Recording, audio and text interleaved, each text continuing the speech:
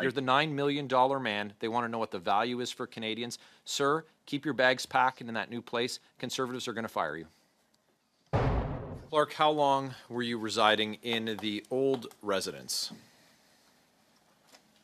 How long was I residing? Well, from the time I arrived, February 27th, 2023, until today. The listing for that property describes it as a masterpiece. Is that right? Is that how it's described? I know nothing about real estate. Well, you're here to talk about it today, so I hope you're prepared to turn your mind to it. The Prime Minister visited you in New York City on April 27th of that year that you moved in. Is that right? I believe that's correct. He was here on a mission. Yep. Did you host the Prime Minister in the residence? I did. Did you show him around? Around the residence? No. Yeah. No, you didn't show him around. Nope. What did he comment on the look of it? No.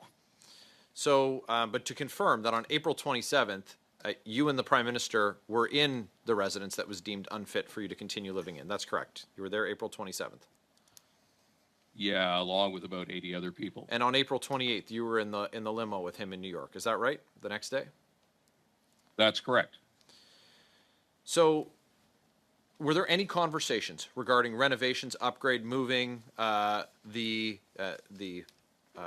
former occupants of that condo, or you now occupying it? Any change in discussions regarding which representative in New York was occupying that space? Did that come up at all?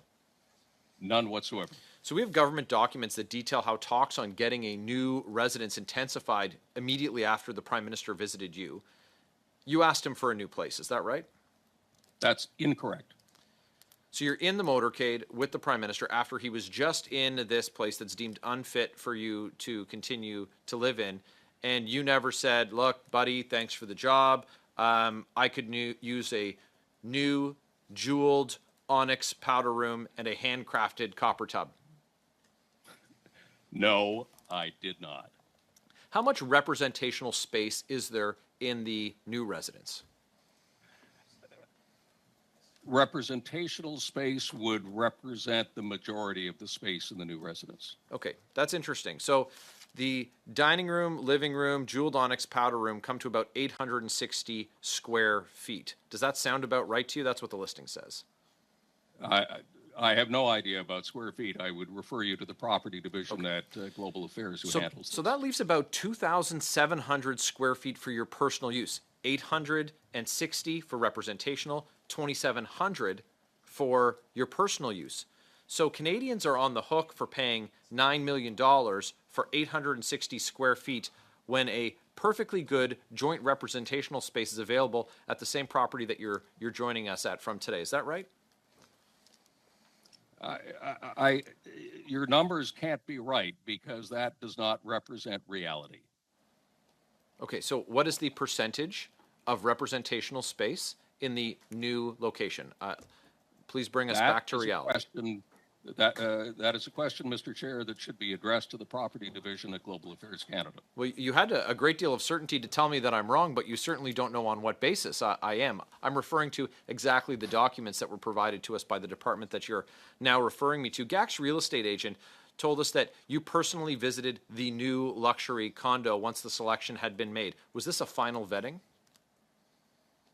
Not at all. It was after the offer had been made to buy it that I first saw it. Did you ever take a moment, as someone who spent a career in journalism, to question the Prime Minister or anyone on the opulence of this location amid the backdrop of the cost of living crisis that we're facing here in Canada? StatsCan saying that 1 in 4 Canadians are going to be using food banks to feed themselves and their families this month. Did that ever occur to you? As I said in my opening statement, Mr. Chair, I am well aware of the challenges being faced by both Canadians and Americans when it comes to housing.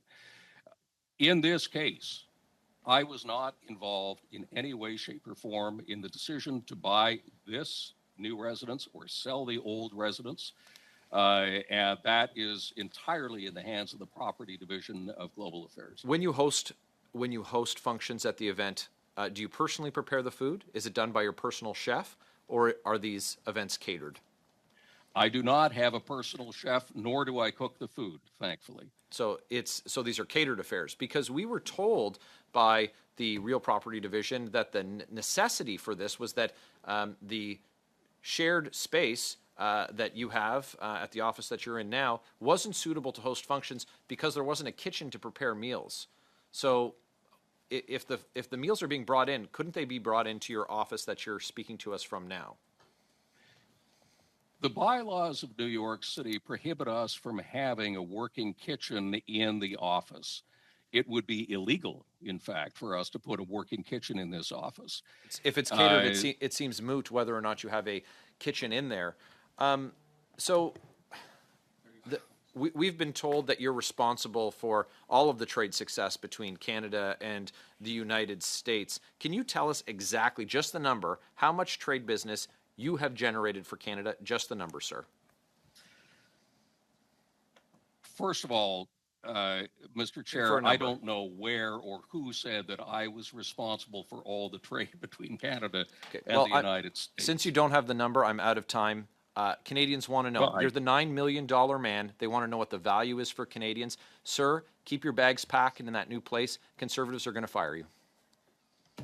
Thanks, Mr. Barrett. We're going to go to Mr. Jawari